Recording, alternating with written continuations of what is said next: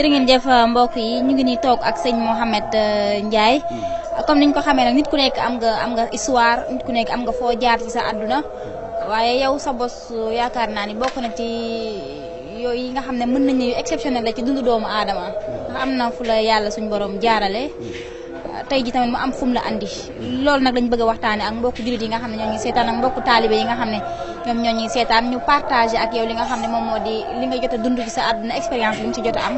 d'abord ñu ngi lay nuyu bu baax sëñ Mouhamed Ndiaye. ñoo ngi leen di fay bu baax soxna Awa di leen doole ziar di leen dalal fii tam ci Touba Grand Médine di sant yàlla sunu borom bi ñu boolewaate ak yéen comme ni ñu leen ko waxee ci njëlbeen bi rek di santaat Serigne Touba baax a baax a baax bi ñu gënee dimbaliwaat tam ba xamali ñu ak nitu àddina xamali ñu tam ak yàlla xamali ñu ak nit ñi ñu ci dolee sant baax di santaat maam Cheikh Fall mi nga xam ne tam moo ñu gindi ci yoon bi waaye nag di sant dëgg Serigne Saliou Mbacké mi nga xam ne moo rek moo jar a sant te nga xam ne ci lépp ci moom la tàmbalee lépp ci moom la yem tam ci ñun ñu ci dolee sant yàlla bu baax asalaamaaleykum. bu ñu jotee déglu sa histoire ak fi nga jot a jaar yow mën nañ ne juddoowoo ci diine ji nga xam ne mooy diine l'islam fekkoo say waajur nekk ci diine l'islam tey jii bokk nga ci ñi nga xam ne mën nañu ci jëwriñu Serigne Touba lañ fii ci Ndakaaru ndax mën nga ñoo nettali histoire boobu. waaw xam naa nettali ko intégralement dina jafe waaye mënees nañ ci résumé rek loo xam ne buñ ko résumé mën na am peut-être dana doon genre chronique boo xam ne dañ ko mën a jàpp waaye dana jafe lool pour ñu jaaraat ci waaye yaakaar naa lépp mi ngi tàmbale atum 1972 la tàmbale ndax fàtteti naa ban at la Serigne Saliou sanc daaray Got mi ngi cité wu ci Noto Diobass arrondissement Noto Diobass la nekk bokk na ci deuxième daara yi mooy deuxième daara bi Serigne Saliou sanc tam fii ci Sénégal à part daara yi Mbour fa la daan jóge di ñëw Got ci sama nettali waajur bu góor mu ngi tombé baanaka daaray Got fa mu koy sampee ak ñun suñuy toolu cosaan fa la Serigne Saliou doon jaar bu jógoon Taset di dem Got da daan jaar ci suma biir toolu papa di dem Got di gor boobu ñu ngi gor daaray Got sama papa moo ma ko nettali ci ginnaaw bi ma duggee ci diini l'islam sama papa mu ngi tudd Jean-Marie Ndiaye xanaa carte d'identité baa ngi nii mën naa firnde lépp a ngi ci biir sama papa mu ngi tudd Jean-Marie sama yaay Monique Tening Diouf man sama turu baptême Pierre la donc moo nekk ci carte d'identité bi ba léegi ndax bi ma tuubee sëñ bi def ma ne bu ko dindi ndax seede lay doon ëllëg daal moo tax ba léegi ma conservé le nom Pierre Ndiaye loolu comme ni ma la ko waxee mi ngi tàmbali ci atum 1972 at moomu Serigne Saliou bés ci sama nettali papa mu jóge Mbour jaar Taset jaar samay toolu papa di dem Got bi mu fa jaaree mu tombeeg sama papa dafa am naal bi nga xam da ko naaloon ndax sama papa dafa bokk ci les anciens catéchistes yu Sénégal maanaam ñu doon jàngale diine catholique ci Sénégal mën naa ne sax dans le canton di Diobass moo nekk le premier foofu moo fa njëkk a jàngale diine catholique ci wàllu nit ku ñuul moom benn prêtre bu ñuy wax le père Bouman moo ko jàngal moo ko catéchise moo ko baptisé moom moo ko jàngal diine catholique sama papa doon ko jàngale tey boo demee dans le département de Thiès amul fu ñu xamul Jean-Marie Ndiaye donc demoon na sax dañ ko tuddoon Jean le Baptiste ndax da daan baptisé ñu bëri ay jullit yu bëri moo leen dugaloon ci l'islam ci catholique daanaka ñu ci gën a bëri après biñu màggee ci lañ dellu changé waat ndax xam nga diine catholique ñoom danoo baaxoo maanaam ndimbal maanaam ci wàllu caritas ndimbal yooyu ñu doon faral di dimbali ci waa kaw ba ci ay nawet bu ñu sonnee dafa tax ñu bëri da leen attiré dugal leen ci diine chrétien parce que ko politique la bi ñu xam ne ñoom ñoo ko tëraloon pour mieux attirer les gens donc dans la religion et sama papa bi mu ciy nekkee mu amoon yéene bu mu amoon c'est-à-dire moom dafa bëggoon nekk prêtre mais malheureusement avec les contingences de l'histoire il n'a pas finalement nekk prêtre mu ci nekk léegi après ci la naaloon ñaan yàlla may ko doom bu góor ngir mu mën ko dugal ci dans l'ordre pastoral malheureusement ci jamono yooyu sama yaay saa bu taawloo bu dee góor rek buñ ko waree baptiser rek mu gaañu saa bu taawloo bu dee góor buñ ko waree baptiser rek mu gaañu bu dee jigéen moom day dund mais bu dee góor day gaañu alors ñuy dem ba benn bis at moom ma la wax 72 moomee Serigne Saliou jaar fa fin 71 début 72 sama papa wax bi Serigne Saliou jaaree romb tool ya mu tombeek sama yaay indi añu laax nee na li ko jëkkoon a impressionné ci Serigne Saliou mooy ay dàll yu bees la doon yor bënn buum ñoor leen ci teg takk ci ndigg bi tànku neen rek la doon def mu yéeg saret bi di romb sama papa tooñ ko ne ko tukulóor bi te ngaa ñëw wàcc ñu añ sëñ Saliou ak maanaam war ma bu mu jox doomu aadama mu wàcc boobu xamuñu sax mooy doomu Serigne Touba maanaam yëg-yëg boobu amaguñ ko ci boobu xamaguñu woon sax ni mooy doomu Serigne Touba xamuñu woon mooy Serigne Touba bi dox ci suuf te kenn xamagu ko woon alors sëñ Saliou daal di wàcc ñu toog sukk di añ sam papa nee na dafa def signe de la croix ci kaw laax bi daal di sëf di tàmbalee añ sëñ Saliou ne ko man de sama añu ceeb bi laa bëgg a wéccoog yow sama añ sa añu laax bi teg maa jox laax man ma jox la ceeb bi de sam papa ne ko nan ko bokk lekk rek ba mu jeex déjà léegi sama waajur wàcc na liggéey en 2010 malheureusement waaye donc il aurait été un témoin oculaire malheureusement léegi bi ñu añee ba pare mu daal di ne Serigne Saliou yow de yàlla xamal na ma ni yow nit ku baax nga man du ma julit je suis chrétien mais dama bëgg nga defal ma ñaan sama soxna si kat pour mu am doom bu góor ndax dafa am lu ma nam jox ko la mère église maa am doom bu góor jébbal ko église waaye yàlla dafay dogal saa bu sama soxna amee ku góor rek dafay gaañu ma bëgg nga defal ma ci ñaan yaakaar naa ci yow donte du ma julit mais Serigne Saliou daal di ko ne da ngay wut ndox ci kaas nga jox ma ne sama yaay xel yi ndox jox ko mu ñaan ci tufli ci ne sama yaay naanal sama yaay naan mu ne ko ndaxam de dina judd te góor lay doon te bu ñëwee bu leen ko def yéen séeréer yi ni ngeen di def maanaam bu leen bënn nopp bi waaye nag def leen ci moom mandarga boo xam ne bu ñëwee di ngeen xam ni moom te day toog moom mandarga mi ngi sama biir yaram bon c'est dans l'intimité mënu ma ko wane mais mi ngi sama yaram mënoon naa leen ko won mais amul problème nan bàyyi noonu rek daal léegi bi ñu dogalee mu def loolu ne nañu dawal ay weer ba dugg dans l'année 72 mais sama yaay sentir ñu dem ba ma juddu je suis né le 21 mai 1972 bi ma juddoo nee na sama papa nee na def na 2 mois ñemewu ma jox tur ndax dafay ragal bu ma tuddee rek ma dee ndax danaan def saa bu tuddee doom ji rek le soir mu dee alors léegi benn prêtre bi ñuy wax le Pierre Boumon jaar fa Pierre Eon pardon Pierre Boumon moo jàngal sama papa catéchisme le Père Eon moom nag moom ma baptisé man moom ma dugal ci diine moom ma baptisé Pierre bu fa Père Eon jaare ku amoon xam-xam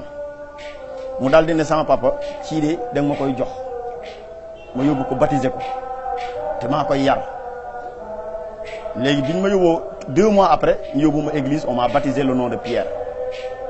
donc le Saint Pierre Thomas Pierre kenn ko xam ne dans l'histoire du christianisme c'est le premier des apôtres de l'histoire du christianisme moo njëkk nag apôtre Jésus et c'est sur lui-même qu'on a construit l'église de Rome ak yeneen alors muy mag di mag ba am 7 ans sama papa jël ma dugal ma dans l'ordre monastique c'est-à-dire nekk au monastère pour être un prêtre bon ci wàllu jaar naa dans tous les grands séminaires donc à partir de Saint-Gabriel à Thiès donc c'est un foofu ku ne xam na ko collège la boo xam ne c'est un collège mixte am na ñoo xam ne dañuy jàng rek c'est des laïcs ak collège boo c'est un collège maanaam catholique purement pour la formation des prêtres ak les frères donc fa laa nekk fa jusqu'à l'âge ba ma am wàllu maanaam niveau entrée en 6e ñu jàllale ma au séminaire de Gazobine fa laa nekk ba am jusqu'à l'âge donc maanaam niveau 3e ñu jàllale ma au grand séminaire de Sébikotane ma nekk fa ba war a àgg âge u bac je suis passé au séminaire de Brin à Ziguinchor Brin nag laa jóge dem Rome donc j'ai fait à Rome 1 an ñu jàllale ma à Saint-Jacques de Compostelle foofu Espagne la nekk j'ai fait là-bas 1 an 6 mois ñu jàllale ma à Notre-Dame de Lourdes France donc tout le temps dans le service de l'église j'étais boobu maa nekk prêtre ba ma fa nekkee itam ñu jël France laa jóge dem au Saint-Sépulcre c'est-à-dire Jérusalem nga xam ne def naa presque 1 an 6 mois donc Beytil Maqdis comme ni mu koy wax ci l'islam yàlla suñu borom dimbali na ma nekk naa fa servir naa fa wàllu servir cuuraay di nettoyer yooyu yëpp maanaam di génn war julli bu jotee ñu sonné ñuy jàng di def chorale di woy di jàng mees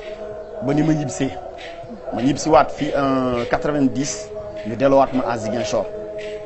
ma nekk Ziguinchor ba 1992 je crois le 12 février 1992 su ma juumul ci la Pape Jean-Paul II ñëw fi Sénégal année boobu j'étais le majeur de ma promotion ñun suñu promotion on était 75 séminaristes yoo xam ne dañ ñu tànn à l'époque j'avais 18 ans juste quoi ci la Pape bi ñëw fii bi mu ñëwee moom lañ man maa nekkoon bëkk néegam avant mu ñëw si fekk ne delluwaat nañ norom pour l'apprendre le wolof alors maa fa nekk maa ko jàngal le wolof donc bu mu ñëwee fii il parlait wolof avec les Sénégalais moo wax daan wax di làkk wolof bu baax bu jomaloon ñëpp daal ñëpp naan na lii nu mu mën a nekk lii mën nekk effectivement fekk ni noonu la demee woon daal année boobu nag ci la lépp am ci la lépp xew. Pape Jean-Paul II ñëwee Sénégal. waaye en 92 bu mu ñëwee ci xew-xew bi nag ci 2 jours la il est venu le samedi à Ziguinchor le dimanche samedi ñu xëy dem au stade Aline Sitoé fa lañ jàng messe bu may lire liturgie bi ba ma tollee ci benn chapitre je crois dans le chapitre de la Genèse au commencement c'était le verbe et le verbe s'est fait chair et il a habité parmi nous ba may lire loolu ci Bible bi immédiatement ci place écriture bi j'ai vu l'image de Serigne Touba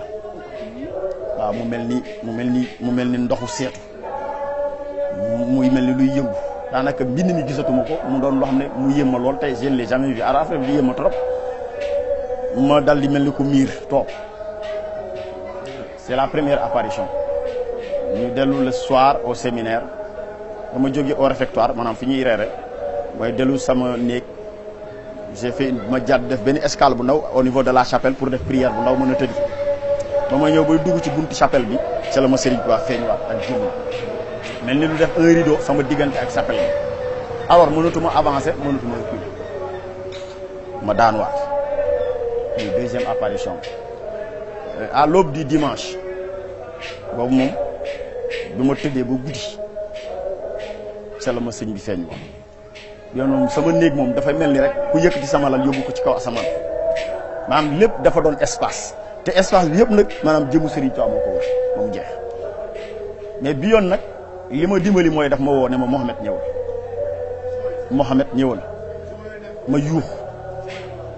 alors le lendemain ma daal di fomenter un coup pour mën a génn séminaire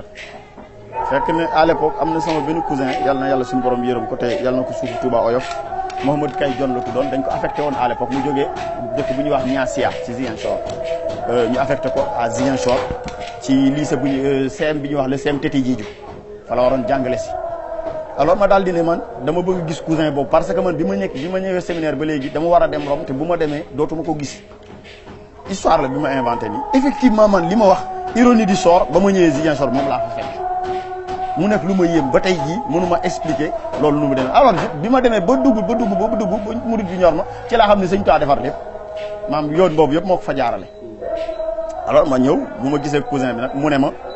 ma ñëw expliquer ñu jóge séminaire ñëw kër ga foofu bañ fa eggee di dox ba jël benn allée bi ñu wax la route de Néma boo demee ku xam Ziguinchor xam na yoonu Néma Kajoor waaw boo jógee par exemple Lindiane di ñëw wala nga jógee Kandialan di ñëw route Néma mooy boulevard bi ngay njëkk a jot mooy dugg Ziguinchor au niveau donc du sud nga jógee genre booru camp militaire bi quoi alors léegi bi ñu ñëwee jël yoon bi di dem ba dépassé benn mosquée ñu dépassé benn buntu kër mu mel ni dama ne chauffeur bi taxawal mu taxaw ma xool gis mbedi maire mu taxaw ci buntu bi nii ma wàcc maire bi naka mu ma seen rek mu commencé reetaan man lii de yéeme na mu ñëw nuyu ma lëng ma commencé jooy ma ne ko yaa mu ne ma yow doo Pierre ma ne ko kay ma foo ma xamee mu ne ma yow gëj naa la gis quand tu avais 7 ans sa papa di la jël ci sa loxo yaay da la yóbbu séminaire ci laa la gëj a teg bët mais deret du dama laa seen rek xam ne yow la ma ne ko looy def fii maman mu ne ma sa mag bi moom lañ affecté fii démb lañ jógee Niassia ñëw fi effectivement histoire boobu laa inventé ba ma ñëwee tam loolu laa fekk ba ma duggee ci kër gi photo bi ma jëmm bi ma Serigne Touba feeñoo jëmm jooju laa gis ci saa si rek ma daam yu alors grand bi génn ñu laaj ma ne ko man de kii de moom ma feeñu démb ne ma ñëwal léegi nag ñëw naa damaa bëgg nga yóbbu ma ci moom comme moom ma ne ñëwal kay ñëw naa léegi yóbbu ma ci moom grand bi ne ma nag nag saa waay kii nii nekku fi de boo ko naree fekki moom dina métti ci yow de ma ne ko mu ne ma kii de nekku fi ma ne ko mais man moo ma ne ma ñëw léegi problème bi mooy lan mooy dama bëgg a tuub dugg ci diine j'avais ma soutane et tout alors mu ne ma loolu moom ñemewu ma ko parce que connaissant ton père orthodoxe qu'il est su ma la jëlee yóbbu la nga tuub musiba day am sama diggante ak moom léegi da ngay delluwaat ba mu gisee ak sa pap ma ne ko delluwaat kay ak bakkan bi moo yem ma dellu mooy dee naa du ma dellu de mu xam ne man j'ai donc dama ma ne ko léegi bu fekkee yow mënuloo ma yóbbu woon ma jàkka bi may dem ñu tuubal ma mu jeex mu ne ma xam nga à l'époque ba léegi ndeysaan mi ngi gaañu booy bi pa boobu yaa mi ngi nekk Ziguinchor ñu koy soxna Fat Bal fekkee na jamono jooju fekkee na loolu en 92 boobu Fat Bal mi ngi Ziguinchor di say ndeysaan alors bi nu fa kiyee nag grand bi ne ma ne grand bi léegi da nga may yóbbu ci may yóbbu mu tuubal ma après ci lañ ma yóbbu ci sëñ Fallou Diop mi ngi dund ba léegi ndeysaan mooy imaamu juma murit yi nekk Tilène à Ziguinchor sama xarit sama lépp la c'est l'imam de actuellement il est vieux maintenant mag la ndeysaan yàlla na yàlla su borom dolli wëral cëram baax a baax yàggal ko ci kanam murid lool. alors ñu yóbbu ma jumaa ji à Tilène ba ma demee sëñ Fallou dama seen rek mu ne leen kii aw ma ci moom ndigal kii mu ne aw ma ci moom ndigal attanu ma nangu tuubal ko léegi xam nga luy problème bi ma mu ne na Touba rek à l'époque le gouverneur général Abdoulaye Dieng moo nekk gouverneur Ziguinchor ci la téléphoné le général ne ko man de dama bëgg a dem Touba te sama oto instant yi mënta dem Touba léegi mën nga maa yónnee oto bu ma yóbbu général bi oto personnel am la ko yónnee benn Pajero boobu la Pajero di doog a xew Sénégal mooy oto japonais yu mag yooyu voilà ci la ko yónnee Pajero bi ak ñaari motards yi escorté ci lañ déparé à Ziguinchor bi ñuy génn kër gi ñoom ñu ngi séntu weeru koor ñu gis weer bi naan sëñ bi weer bi di feeñ na sëñ bi ne leen waajal leen ngeen naafile ndax man damay dem Touba ñu jël oto bi dem on a pris le départ ay 7h30 8h moins daal lañ jógee Ziguinchor bu ñu dugg Touba presque il était vers minuit 1h moins ci lañ dugg Touba di dugg juste ëttu sëñ Saliou ci xay bi ñu ubbil ñu première caisse deuxième caisse troisième caisse bi fa lañ fekk Serigne Saliou mu toog moom képp. boobu yaa ngi sol yére prêtre bi nga soloon ba léegi. maa ngi sama sutaan ba léegi ndax amu woon temps pour dellu solaat leneen wala changer leneen te ñoom ba léegi ñemewuñu xamuñu lu ma tax a jóg peut-être xam nañu dama tuub mais kenn amagul woon fitu def loolu maa sama sutaan ak sama rosaire mooy kurus ñuy yore xam day am yëpp ma am bi nu àggee Serigne Saliou dafa ne ndaxam yéen rek laa doon xaar te bu doon jamono ji ñu ne téléphone portable am na en 92 le téléphone portable n'existait pas encore au Sénégal dafa ne ndaxam de yéen rek laa doon xaar pour fat sëñ Fallou daal di yéemu waxatul dara ñu egg mu joxoñ ne ko ne sëñ bi fa nekkoon bëgg ne mu ne ko yóbbu ko ci biir te nga soppil ko yëre yi te yëre yooyu ma la joxoon nga jox ko mu sol waaw ñu jóge fa dugg bi ñu duggee ci biir sëñ bi jox ma benn jàllaabe bu ma sol yëre bi añ fa léegi ma ngi sama archive laa ko denc boobu mu yàqu dama ko denc bés jour bi ma ko wanee murid it keroog tuuti yàq ko léegi moo tax nangootuma ko woon kenn alors ñu jóge fi dem bi ma duggee ci biir sëñ bi sumil ma yëre yi wat ma ñu dem ba ma àggee toog sëñ Fallou nee na ma bi ñu àggee ma nekk ci biir ñu may waajal kenn waxul ak Serigne Saliou ñëpp a noppi moom ba léegi waxul sëñ Saliou sax fu mu jóge ba ñu àggee toog sëñ bi ne ndax xam naa lépp mu ne leen balaa kenn di wax da ngeen may ma tudd ko ba pare c'est la ma teg loxo ci bopp bi ne ma kii de ndaxam tudde naa ko Mouhamed tufli nopp bi dal di ne tax ndaxam de tudde naa ko Mouhamed bi ma Serigne Touba woowoon moom la ma tudde ndax man dama jàpp ci àddina kenn du Serigne Touba ku dul Serigne Saliou gis nga ba ma tegee loxo ca la ma alxuraan dugg ca la ma xasit dugg ca la ma xadis dugg ba tey ku saña ne moo ma jàngal abajada wax nga lu la neex falaa mokkale alxuraan ci yoo wax ne maa jiite kuréel alxuraan bi fii bu dee xasida wax noppi jumaa jële ma nekk maa fay waxtaan ajuma bu jot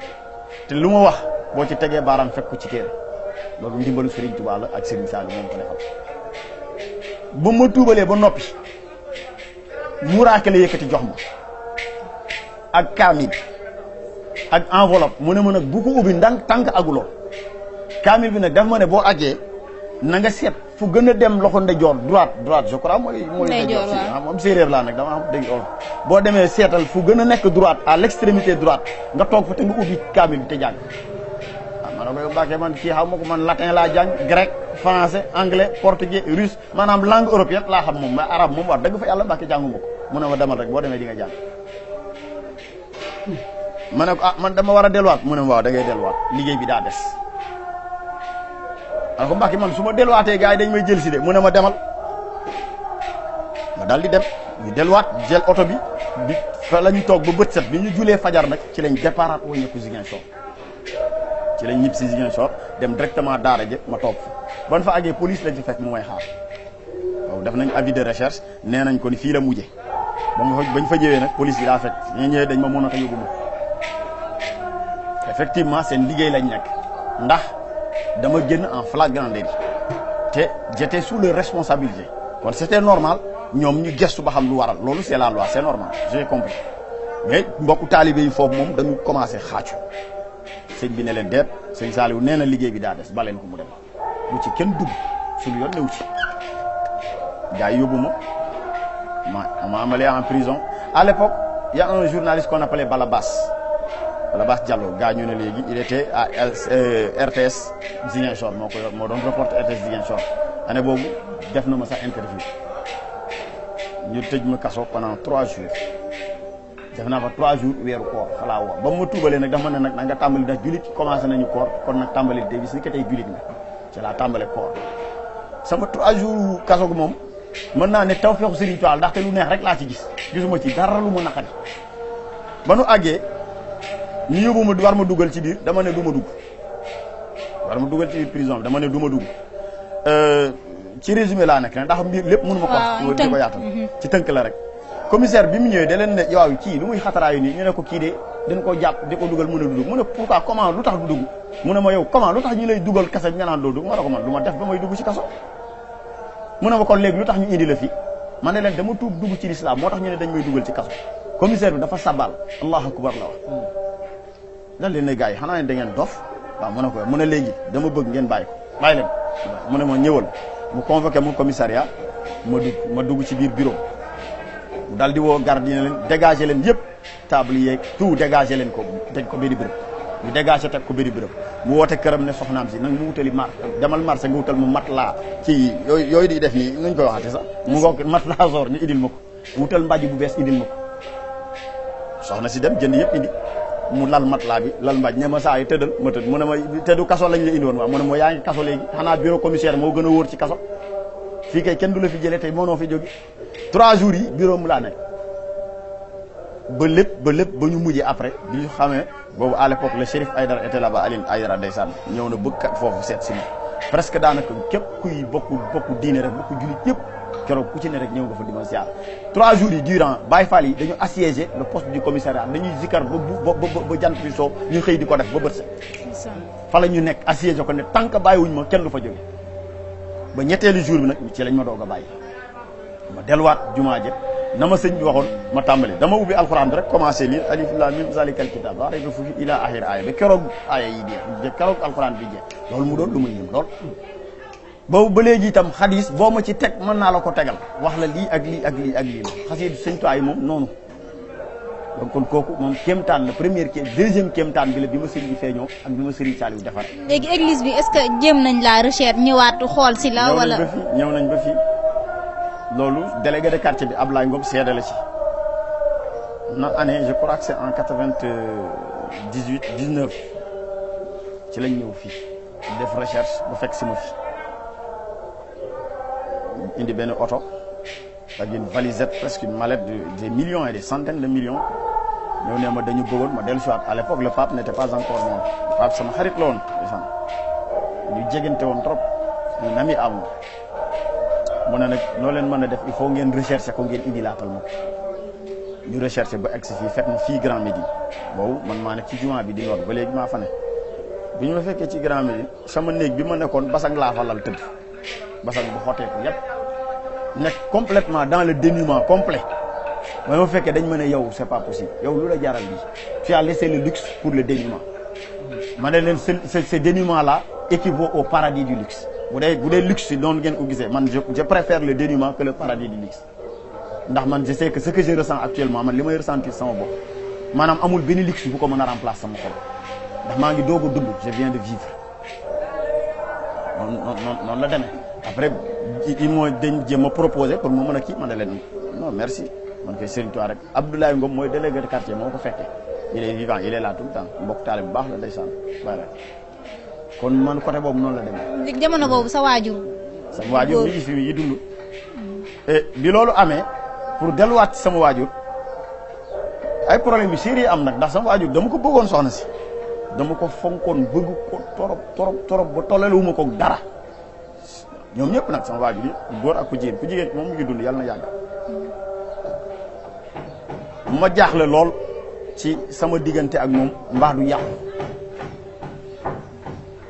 ba benn bis xam nga 92 laa tuub ñu dem 92 ñu koor wori war a tabaski sëñ Saliou woote Ziguinchor daal di ne sëñ Fallou ndongo li Mohamed na ma ñëw wuy si sëñ Fallou yebal ma dem fekk sëñ Saliou xel comme laa ko fekk ba ma ñëwee ñu toog boobu ñu ngi waaj tabaski bi mu ne ma dama bëggoon nga delluwaat sa kër dëkk ba ma ne ko Mbàkke dëkk ba moom bu mu fa delluwaatee moom du sotti mu ne ma xakay da nga fay dellu ma ne ko Mbàkke sama waajur rek laa xalaat ndax bëgguma dara métti ko mu ne ma dama bëgg nga dem yaag sa waajur da ngeen mel ni xar ak boromam loolu la ma Serigne Saliou wax keroog dama bëgg nga delluwaat fa nga jóge boo demee yaag sa waajur dina mel ni xar ak boromam ñuy waaj tabaski bi de ma dem jóge Touba boobu ñuy ne tabaski bi suba la veille bi ma jóge fa di ñibbisi bi ma ñëwee ba Thiès ñemewumaa àgg mu ñemewumaa jël oto dem jël garage Tassette mooy suñu garage dëkk Thiès ma ñëw ba Thiès ñemewu ma dem jumaa muusante bi fa laa toog fanaan fa bu bët set nit ñi di waajal xiit jaadal julli bi ñuy jullisee fa laa julee ma ñu sëlmal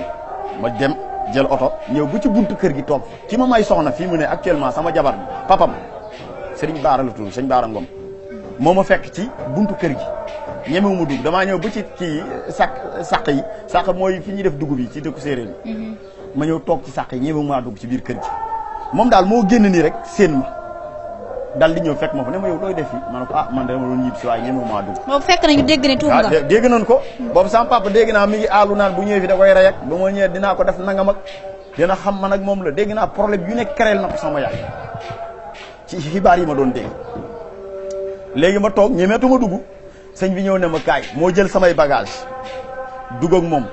dem ba sama néegu papa teg fa samay bagage ne ma ñëwal dem wax ak sama papa ne ko nag damaa bëgg nga dal moom xarit la woon ak sama papa moo ko indil soxnaam kër ga li mu ko indilee soxna si da ko ne sa soxna si sama papa moo ko wax de sa soxna si jigéen lay taawloo te bu ko taawloo maa ko moom mooy sama jabar léegi ñu toog ma ñibbisi ma dugg ci biir kër gi nuyu naa kër gi yëpp mais ñemewu maa dugg sama néegu papa sëñ Baara moo jàpp sama loxo dugal ma sama néegu papa biñ toogee sama papa li ma xool ma koy xool man tam ñemewu ma ko jox loxo parce que xaw ma lu mu xalaat moo jógal boppam ñëw nuyu ma ne ma yow lan la man ana nekkatuma sa papa ma ne ko xakay ma commencé noyyi nag mu ne ma yow mënoo ñëw ba fii nga ñëw toog fi yow nit ñëpp ngi rey seen xar yow doo dem rey sa xar ma ne ko lu may rey sama xar mu ne ma yow da ngaa foog ne xaw ma ni jullit nga xam naa jullit nga loolu du dara mu ne ma reyal sa xar ma ne ko man kat aw ma xar pap néegu séeréer yi mag yi dañu am ñaari bunt dafa am bunt boo xam ne dafay ubbeeku ci wanoon bi mu ne ma ubbil bunt bi ma ubbi bunt bi gis nga xar ponkali xar laa jàkkaarloo fekk paa bi jënd xar teg bi ma jàkkaarloo xar bi sama xel daa demaat directement ci Serigne Sall bi may ne sa waajur de di nga ne mel ak moom ni xar ak boromam rek dama aal te effectivement sama papa dafa nooy di ma tarbiyewu mel ni kuy tarbiyewu sëriñam moo jóg nuyu ma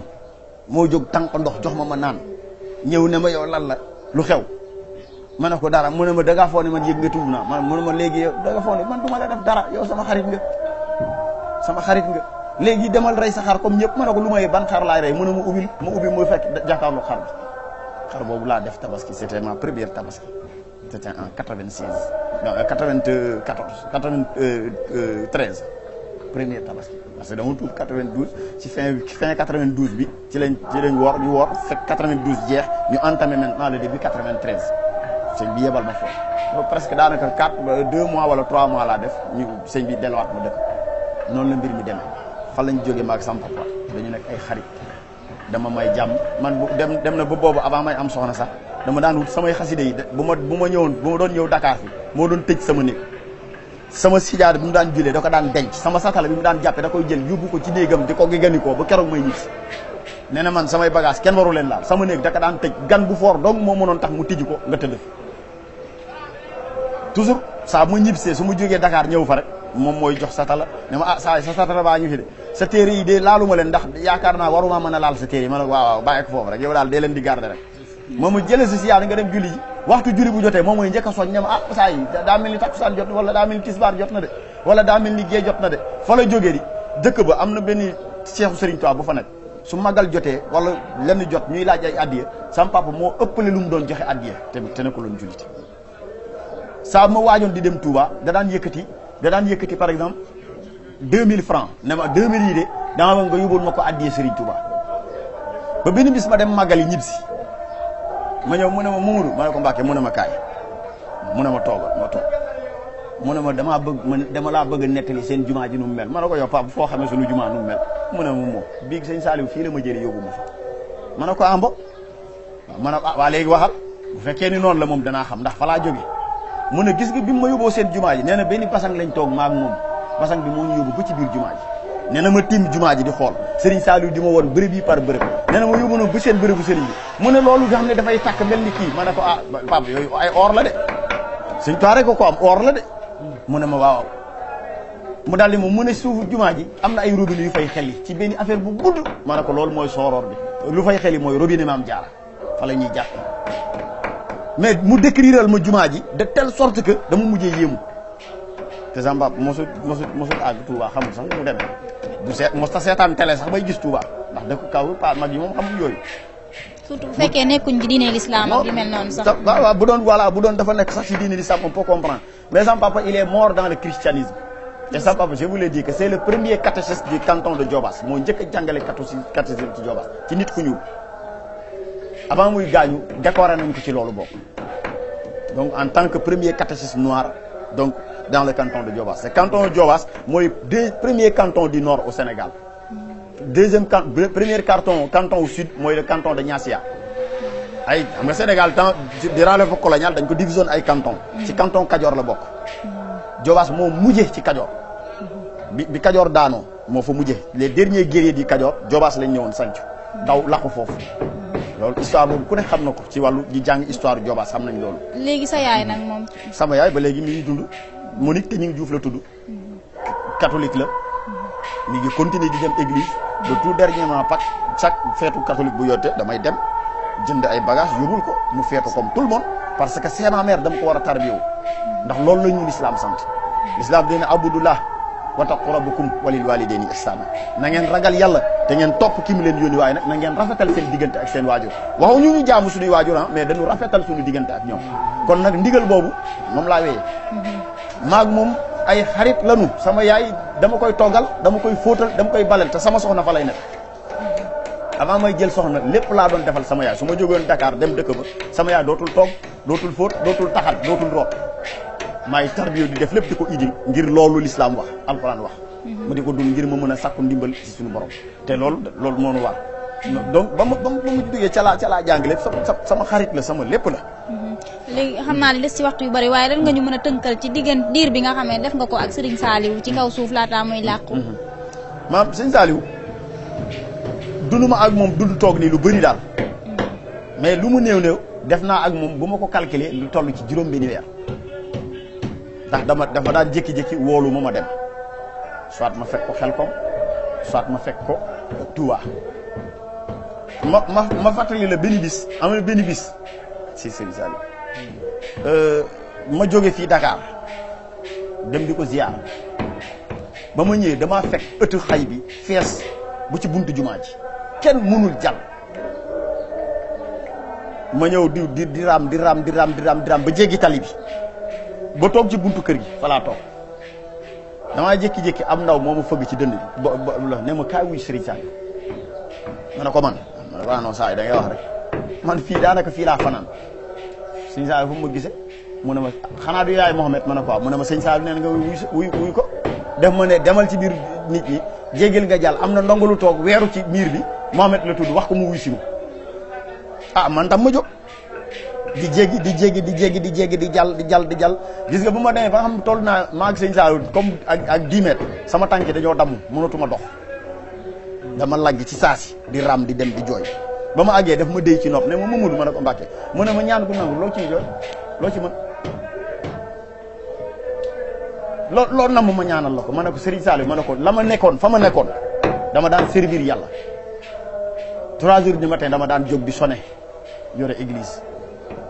di jàng di jaamu waaw man ne dama nga soppil ma loolu bu dee li ma indi sëñ Tuubaa nekk na nga soppil ma ko loole église boobu ma yoroon mu doon ab juma Mbàkke mu ne defal nañ la ko loolu rek nga bëgg ma ne ko bëgguma dara ci àddina ñaanuma alal soxlawu ma man li ma xesoon a bëgg am naa ko mooy Serigne Touba te alal mënta weesu Serigne Touba pour man su ma neexoon tey bu ma ñaanoon alal milliardaire lay doon mais bëgguma ko bëgguma ko bu ma alal dabe itam après rek damay xam ne rek jeexitalu sëñ Tuubaa yi la rek man sama maanaam barke bi la rek mais man dama ko ñaanul man la ma ñaan mooy la ma daan def fële te doon jaamu yàlla te ma yaakaaroon jaamu yàlla la yàlla na ma ko remplacer ci gënee di gis mu ne ma defal nañ la ko. c'était en 92 ans boobu laa doog a tuub ma ñib si delluwaat mu woolu ma dégg nga ma toog ba ab diir mu wooluwaat ma ne ma la ma la waxoon ci ñaan bi kat laa bëgg nga feddali tey damaa bëgg nga jël sa saak nga dem sow jant je crois mooy sow jant mooy Dakar capitale sénégalaise ma ne ko Mbàkke mosuma dem Dakar de mu ne ma demal ah waaw léegi bu ma demee fu may dem mu ne ko demal mu ne ma demal soo àggee fa ngay dem danaa la ko woon ma jël oto wàcc Patte d'Oie gis nga bi ma ne cëpp Patte d'Oie xaw ma fi kenn yàlla suñu borom xam na ni sama benn cousin boo xam ne ñoo dëkk village laa fekk buntu Patte d'Oie ma wàcc muy Ibrahima Faye mi ngi dëkk fii léegi mi ngi dëkk ci koñ bi fii moom tailleur la sama papa ak yaayam ñoo bokk moom laa fekk Patte d'Oie ma ne cëpp ma gis Ibrahima mu ne waaw yow saa yi looy wut fii Pierre dama bon Pierre la ñu xam xamuñu sax tuub naa xamuloon tuub naa Pierre looy wut fii ma ne ko man de damaa ñëw Dakar yow fooy jëm Dakar ma ne ko xaw ma ko mu ne ma nga ñëw fii nag te xamuloo ko ma ne sëñ Saliou ma ne ko sëñ Saliou de moo mën a ñëw fii saa yi jàpp gémmiñ bi mu ne ma sëñ Saliou yow bàyyi sa kaf yi nga nekkee waa yow foo gisee sëriñ Saliou man man de sëñ Saliou moo mën a ma ñëw fii xanaa yëgoon ni tuub naa mu ne ma déedéet ma ne ko effectivement tuub na mu ne ma kon léegi nañ dem kër ga nga noppalu ba nga xam fan nga war a jëm ñu ànd ma ak moom di dox ba war a jéggi mbeddu jumaa jaa ngi fii nii foofu maa fa nekk sax je crois que léegi waxtu bi jot ma jël mbedd bi gis nga bi ma ñëwee bay tolloog jumaa ji mu mel ni dañ ma teg ton mënatuma bouger ci buntu jumaa ji ma ne tekk taxaw mu mel ni ab leer moo ma téye ma commencé lox sa waay dem na ba jéggi tali bi gestu gisatuma bu mu gestoo seen ma taxaw mu daw fekk si ma yow kaay ju dem ngay looy def fi ma ne ko man kat damaa ñëw fii taxaw xaw ma lu ma taxawloo mënatumaa dem sama tànk yi taxaw diis ndekete boobu sëñ bi dama ne fii la église ba ma la waxoon jumaa ji laa la koy remplacer. mooy jumaa ji ngay jiite tey mooy jumaa bi ma nekk nii. mooy ba nga xam ne fa laay nodd depuis 92 à nos jours ça fait presque 21 ans wala 22 ans waaye saa ay jël ma jàpp sama loxo ñu dem néegam ñu toog ban fa tëddee ba fajar ma dégg ay nodd presque il était 4 heures 5 heures moins ma tëdd ba ma avant may yeewu sax dama tëdd ci guddi gi mu mel ni sëriñ bi dafa ma ne Mamadou ma ne ko Mbàkke mu ne ma jógal liggéey bi tàmbali na ma ne birit jóg ba ma jógee rek ab nodd laa dégg ma daw jàpp génn ci kër gi wiiri gis jumaa ji rek daal di dugg ba mu fa àggee ndeysaan yàlla na ko yàlla suñu borom yërëm benn góor gu ñuy wax Ahmadou Si moom laa fa fekk mu taal rajo bi tey micro dem booy nodd ma këf micro bi daal di nodd bi ma noddee ilimaan raati bu jumaa ji yàlla na ko suuf Medina Gunaas oyof muy imam Mouhamadou Yunus Ndiac moo jógee këram daw jaar ci buntu imam bi ne tël jàkkaarloo ak man mu daal di ne Amadou maa paa bi rek fa nekk ñun ñaar maa góor gi Amadou Si mu ne ko Mamadou Si mu ne ko kan moo doon nodd mu ne ko kii la mu ne ko yow xanaa doo mu ne ma xanaa yow doo Mamadou man xam nga foofu ma xamee ay Mamadou laa tudd mu ne ma sunu borom moo ma yëgal Serigne Saliou moo ma ne yëbal naa la am ndongo bu ñëw ci sa jàkka la mu fa soxla bàyyi ko mu def te bu ko kenn gàllankoor imam Ndiaye nitu baatin la barke Sëñ Tuubaa loolu la seede kero loolu mooy sama tàmbali nodd foofu ba ma tàmbalee nodd nag jafe woon na lool métti woon nag neexul woon mukk lu ne nag daj naa ko fa ndax à l'époque xam nga murit dafa am loo xam ne boo leen fa xawee xatal rek dañ lay xajal may la mu demoon dafa xawoon a rafle ay murit jàkka ji la ma wóoroon yëpp ay muxaddam kese la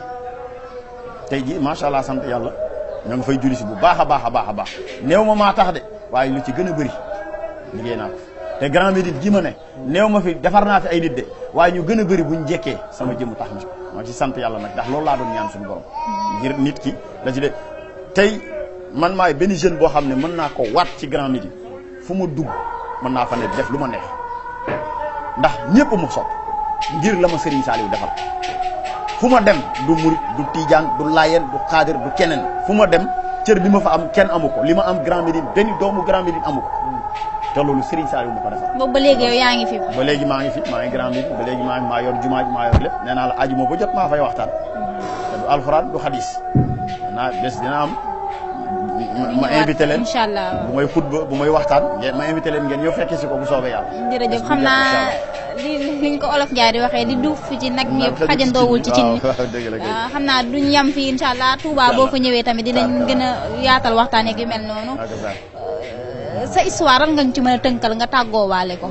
li ma ci mën a tënk daal mooy sant Serigne Touba nii Serigne Saliou ndax dama xam ne bu dul woon jëmm jooju fa ma newoon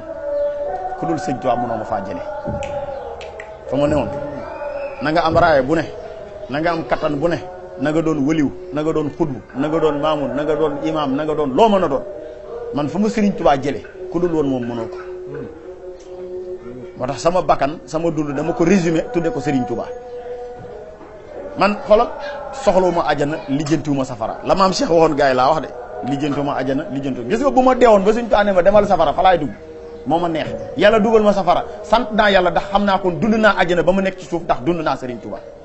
bëgg gi ma bëgg Serigne Touba rek damaa jaral bëggatuma ajana ragaluma safara lijjantiwuma ko ndax loolu jaamu yàlla rek ni ma waree jaamoo yàlla noonu la wa ma xalaqtul jinni wal insa illa liya'budun nit ak jinne dañ ko sàkk ngir mu jaamu ko kon la yàlla suñu borom sàkk kooku jaamu yàlla la man jaamu yàlla la sant naa suñu borom nag bi ma suñu borom defee ma sopp Serigne Touba ma bëgg ko lool te sama coppeelu Serigne Touba boobu nag dama ko ñambaas ci Serigne Saliou ndax man bir na ma ni àddina ba mu daj Serigne Saliou mooy Serigne Touba te ba jamono di dem le temps donc lott na pour meññeeti ku mel ni Serigne Saliou c'est fini nit ku mel ni sëñ Saliou dootul am ci jamono kon loolu man dama ci sant suñu borom ci ndimbal bi mu ma dimbali nga xam ne fële yaakaar naa bu ma fa deewoon bu sotti doon ndokk nag bi ma yàlla suñu borom dimbalee ma dugg ci fii gis nga su ma deyaatoon sax dem safara c'est bon ndax dund naa ajana ci suuf maa ngi koy dund fii nii lii mooy dund nii ajana la ci man ndax dund mënta weesu sa xol sopp lenn rek te foo génn rek ñëpp bëgg la ñëpp def la muy benn muy Serigne Touba l'amour de Serigne Touba l'amour que j'ai en Serigne Touba a annihilé tout autre amour en moi mënumaa bëgg dara ku ma bëgg dang Serigne Touba tax ku ma bañ itam mënumaa bañ kenn sax bu ma la bañee dama lay yërëm ndax dama xam ne yow mii ndimbal nekkul ci yow man Serigne Saliou daf ma mos a taxaw ne Mamadou ma ne ko Mbacke mu ne ma ku la bëgg texe na waaye ku la bañ na nga ko yërëm xam ne yàqu na bon Serigne Touba moo ko bind ci jawwartu xaabat xulaati maa uftu bi la kasaadi képp koo xam ne suñu borom dogal na sa xol bii man neexu la yow man neexuma la ci sa xol nee na yow toskare ñel na moo tax nañu gën a góorgóorluwaat Serigne Touba baax a baax ndax murit yi dafa mel ni ci ni ma leen di gise rek ñu ci gën a bëri danoo sàggane Serigne Touba bu ñu xamoon Serigne Touba lépp lu nu am suñu àddina rek daan ko miiraan ko Serigne Touba man de bëgguma dara ci àddina 99 affecté nañ ma lycée bu ñuy wax Sédhiou pour ma nekk fa un professeur de philosophie jusqu'à présent engagé wuñu ma ci état parce que bëgguma génn ci jumaa ji fii Serigne Saliou mu fi bàyyi nang ma fay ay millions bëgguma ko affecté nañ ma en tant que professeur pour ma dem enseigner au lycée de Sédhiou ba ma demee ba war a dem ñu ma ne leen fan la ñu ne ma Sédhiou ma ne leen lépp li ma Serigne Touba dénk muy jumaa Serigne Saliou bi ma nekk fii nii ci Grand Médine ma ne ko jox leen ma ay milliards bëgguma dew ba je démissionne. kon prof philo nga. je suis professeur de philo mais je sers dans le privé. ndax man bëgguma sori jumaa Serigne Touba bi. kon fii bu may am li may foraatoo bu ñu laajte liggéey Serigne Touba ma mën a joxe addiya rek doy na ma. jërëjëf. ma mën a dundal sama njaboot rek doy na ma soxlaatuma leneen j'ai pas besoin de millions ba tax yoroon naa ko man fa ma nekkoon on me payait 36 millions par mois muy sama dépense ak sama lépp kon bu doon alalu àdduna bu ko fa bàyyi je n'en ai pas besoin loolu la ma soxla mooy Serigne Touba képp la jëntuma leneen lépp lu mu wut ci àdduna rek Serigne Touba la. jërëjëf asalaamaaleykum wa rahmatulah taala ñu ngi lay sant di la gërëm bu baax a baax ci témoignage bu am solo bi nga def.